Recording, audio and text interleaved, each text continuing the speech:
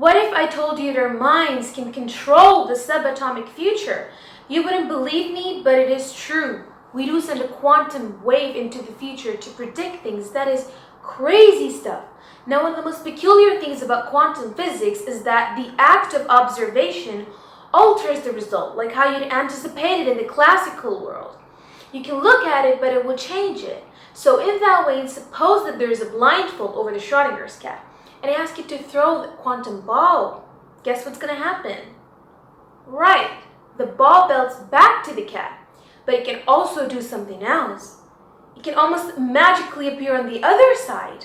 The act of bouncing through the wall is known as tunneling through the barrier. And the dark fact here is that I did not say that it bounces on either side with probabilities. I said that it does both, concurrently, simultaneously.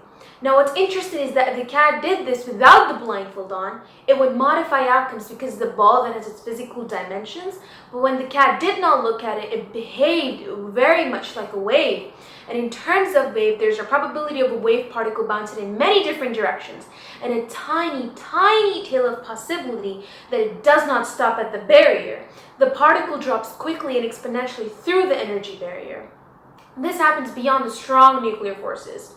All thanks to radioactive decay, particles can quantum tunnel into and out of a nuclei. This happens because of the extreme probabilistic nature of the universe. As Heisenberg theory suggests, that the position and the momentum of a particle cannot be simultaneously known. But if you know the position, its velocity cannot be known, and the other way around. And that throws us into a probability cloud.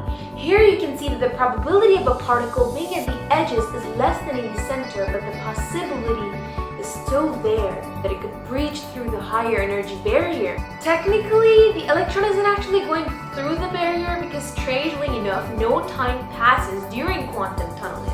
It happens at an absolute instant. Just have photons exchange information instantaneously.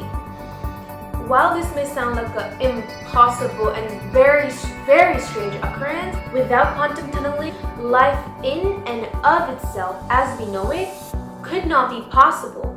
Therefore, it is safe to say that a life without quantum tunneling is definitely no life at all.